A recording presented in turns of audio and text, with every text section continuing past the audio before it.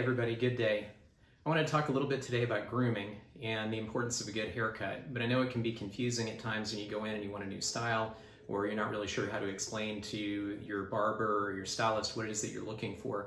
And so today I'm going to take you to visit with the one person in Kansas City who I trust with my hair, and that's Kalin at the Den Barbershop. So Kalin's going to give us some tips on how to ask for a new style, or how to update your style, or how to get the look that you're looking for. So come on. So I'm mid-cut with Kalin at this point, and she knows how I like my haircut, and we go over some fine details from time to time. But Kalin, I wanted to ask for people out there who might be watching, what is it if somebody comes in and they want to try a new style, or they're a new client for you, what is it that you want to know from them about getting their haircut?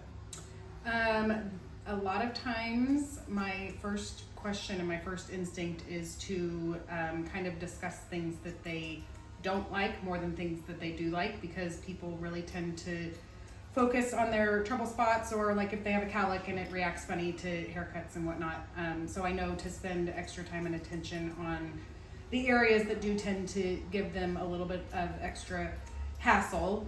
And then I kind of will explain how I cut hair, and typically getting the right shape into someone's style is what my initial goal is, which may mean that it's a little bit shorter, a little bit longer in areas than what they were wanting. But a lot of times, to me, and the goal that I explain to my clients, new ones especially, is it doesn't really matter what you look like when you leave here, because anybody can make a haircut look decent and good enough to get someone out the door. My goal is for you to have a really nice haircut 2 weeks from when you're here, and to have it grow out nicely so that you're not fighting those trouble areas, or having it too long in certain places that tend to trigger you or bother you at first. And my goal is to figure out how my clients and I can work together to get the most out of each haircut, so they're not feeling like they have to come back too frequently. So I'll ask along these lines. One thing that always kind of mystifies me, and I don't have to deal with this now because you've been cutting my hair for so long, but is when somebody asks, what guard length do you use? Because there are numbers, and then there are sizes, and they refer to something, I'm sure. Yes. But what would you say about that? What do people need to know? So in my opinion, I personally don't use guards, and the reason is back to the answer to the first question. If you take a guard and run it up the side of somebody's head, you're following the shape of their actual head, as opposed to when I cut hair, I'll take my clippers and use a comb more to determine the length, so that I can determine the shape and give them more of a linear square shape, which is in part of how the process of it growing out easier, or you get more time out of each haircut, because you're not going to have a short spot here because you may have a little bit of a low spot in your scalp. So to me, guards are, again, and taking your haircut off of a number 2 on the sides and whatever you want on the top, that you're going to walk out of here and it's going to look fine, but it's not going to probably grow out quite as well. So that's my opinion, and that's how I have chosen to do my clipper cutting. You can also accomplish the same kind of control over the shape of the haircut with doing something like this, where you're using scissors as opposed to clippers, and just kind of using the comb as your guard, as opposed to an attachment that's just following your head shape. Gotcha. So this will be a big one. What do you say or think when your client comes in and they have a picture and they say, make my hair look like this? That's kind of a 50-50 for me. Sometimes it's extremely helpful.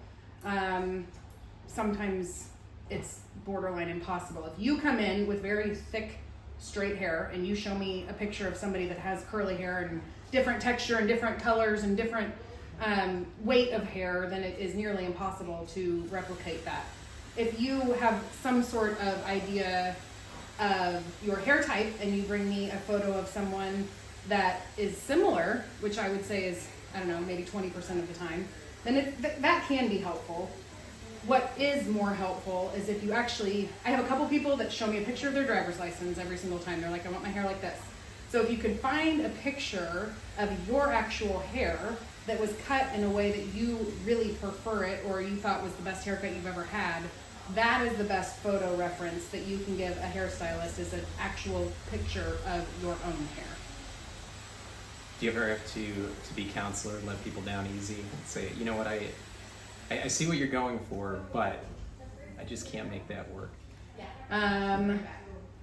Yes, quite frequently, and you have to tread lightly, because a lot of times that conversation comes up with people who maybe are thinning or have fine hair, and they've been taught in the past that the way to combat the thinning is to have more hair to cover up things, and when in reality, visually, it's quite the opposite. You really want to have shorter, more blunt cuts to create an illusion of more fullness in your hair, and to create an illusion of a stronger hairline. So I have had a lot of conversations in the past to where I've had to challenge what someone thinks they want and try to sell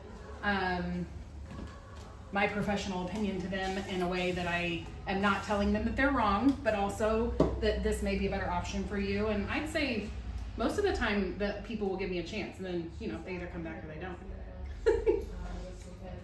Well, I think that covers my questions for the day. Maybe we'll do a follow-up with you at some point if people have additional questions for you. But thanks to everybody for tuning in. Again, this is Kalin at the Den Barbershop. She's actually not taking new clients right now, but maybe someday she will, and you too can get this excellent haircut. So thanks again for joining, and we'll see you again soon. Thanks, Rob.